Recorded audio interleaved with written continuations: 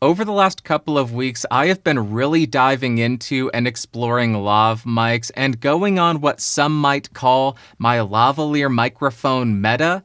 And in the last episode, I put out a call saying, "Hey, I'm kind of lost and confused about lav mics. If there are any professional sound guys, your input and insight would be really helpful." That's how I sound to any professional sound guy. And it just so happens that I did get a submission from a professional sound guy who will not skip an opportunity to correct me and to make me look like a complete fool. So let's go ahead and jump to that. This is a submission from none other than Sound Speeds, aka Alan. Take it away. You know, Banjo, if you're looking for an expert on lavalier microphones to give you some insight regarding lavalier microphones, you can just ask. You don't have to say, "Oh, does anybody out there watching happen to understand anything about lavs? If so, please write in the comments below and tell me." Was that a pretty decent imitation? Hey, audience, write in the comments below and say if I nailed it or not.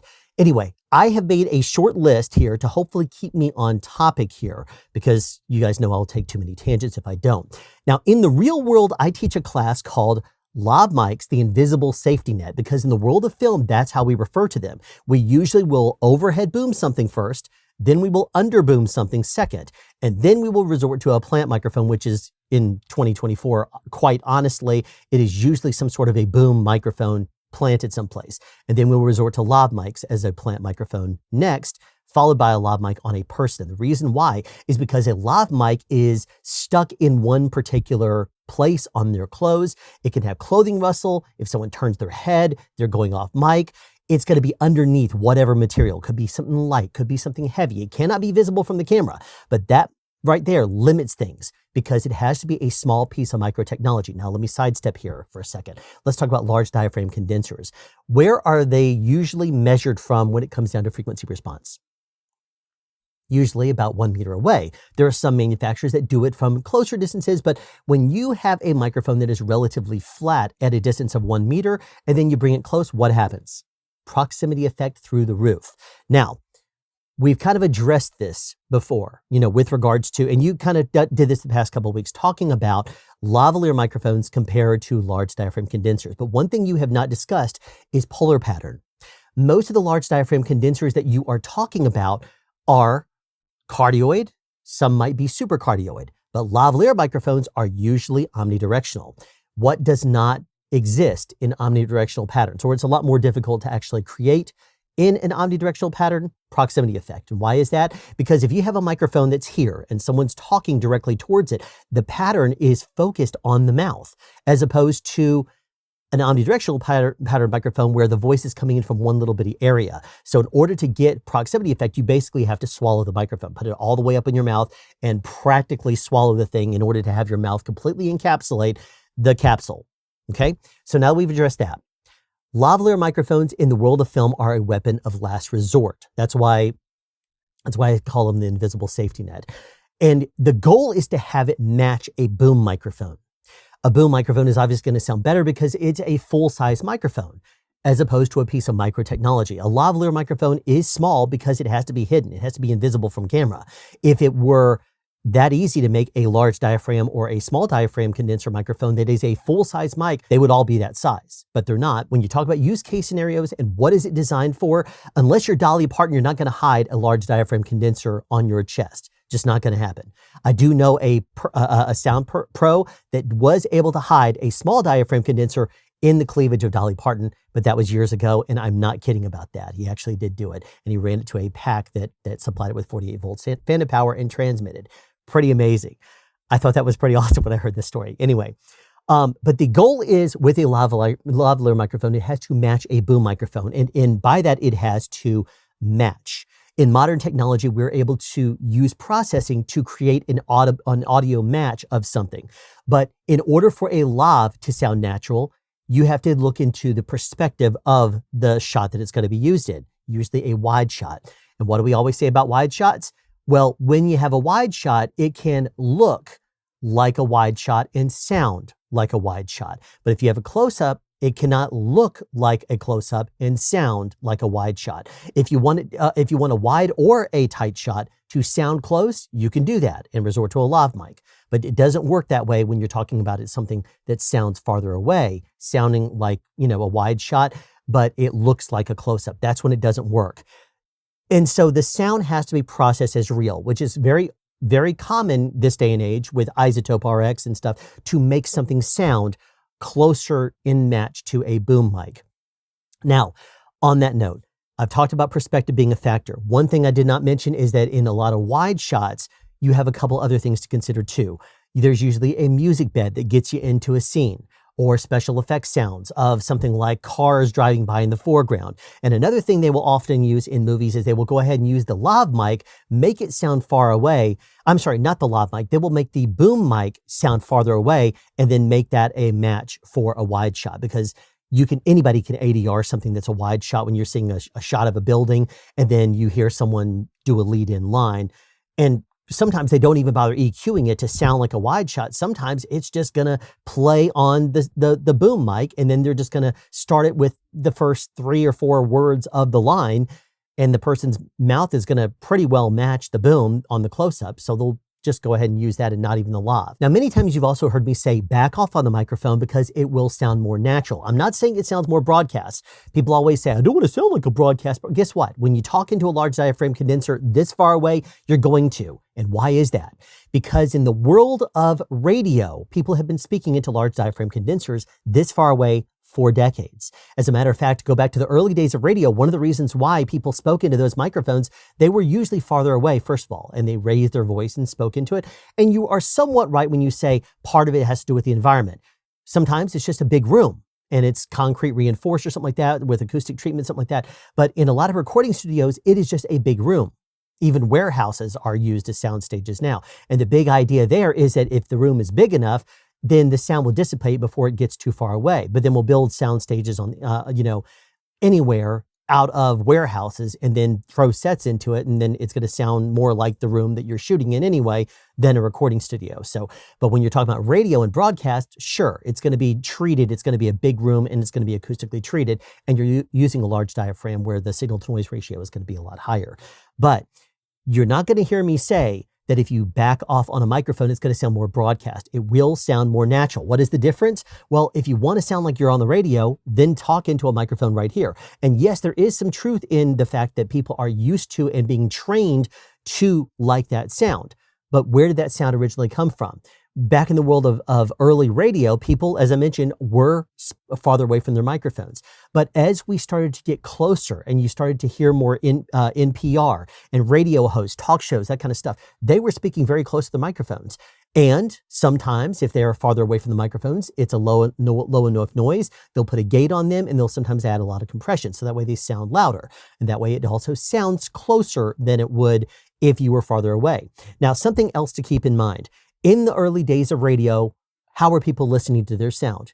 Usually on speakers, not in headphones. So if you're listening, for example, at your house, when was the last time you've heard of a family in the early days of radio in, let's say, the 30s, 40s, or 50s having a subwoofer or a high quality sound system? Didn't happen. They usually had one little speaker on the side of their radio, and that was what they listened to. The quality was better when it was being broadcast than it was being received. In modern day, we even have HD transmitted audio, and we have really good quality sound systems at our houses, including 5.1 surround sound systems that have been around for probably 20 to 25 years in commonplace in people's houses. As a matter of fact, I remember getting a 5.1 sound system in 2003, and I felt like I was late to the game. But then a lot of the times also people will listen to radio where? In their car, on their commute to work or something like that. And until recent years, car stereos were complete garbage. People didn't really have a good car stereo system. Usually they only had 2 speakers in the front, and it was whatever quality radio they put in there, which is the reason why in the 90s, companies like Circuit City and Best Buy used to offer premium sound systems where they would charge you out the wazoo to replace your car sound system with a decent one. But in the modern day world, what are we doing? We're making sound a priority for cars, which is also one of the reasons why it will sound more movie theater-like. And people actually have said, guess what? We need to make this sound quieter. We need to make it easier for people to commute in dry places because they know that traffic is not getting any better. So things will sound better in their cars.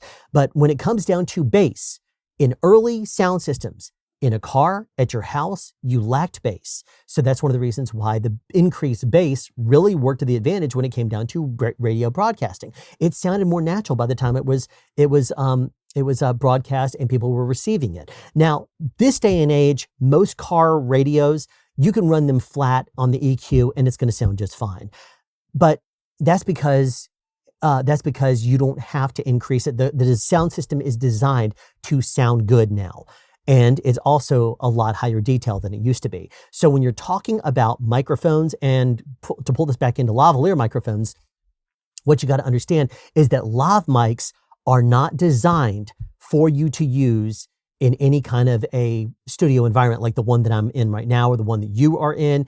It's not designed for that. What it's designed to be is a weapon of last resort. People like Deadpool, Black Adam, believe me, I know firsthand about Black Adam because I worked on that movie. We will put superheroes with a lavalier microphone and hide the transmitter someplace on them. That way you'll never know it exists.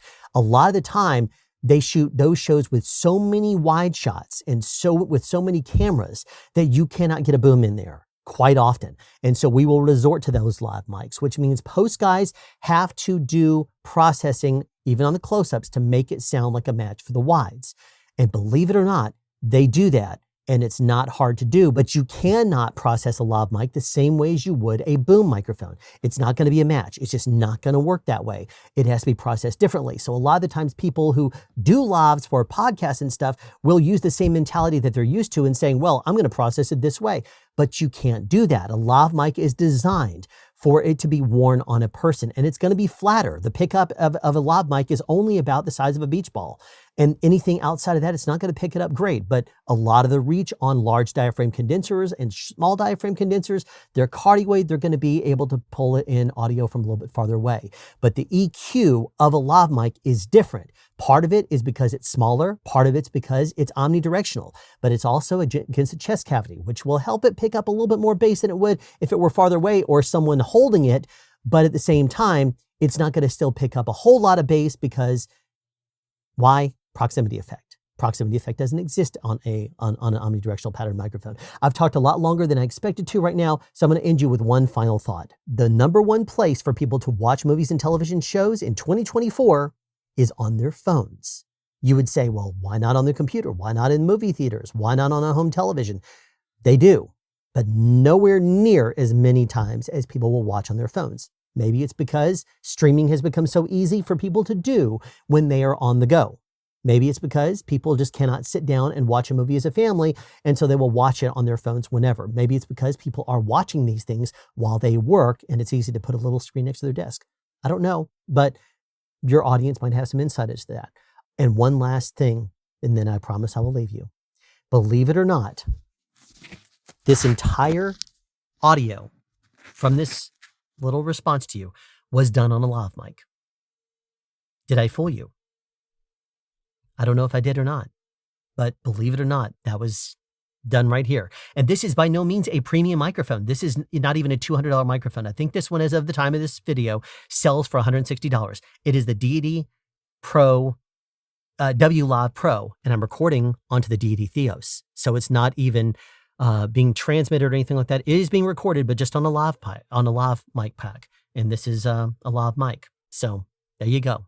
Alan, thank you so much for that video submission. The first thing I want to say is that was a great impression of me. I am deeply, deeply offended, but that was great and very accurate. Second thing I want to say is if you are looking for professional sound advice from a boom operator, somebody who uses shotgun microphones and lavs on the regular, go check out SoundSpeeds on YouTube. He has a wealth of knowledge and he's just giving it away.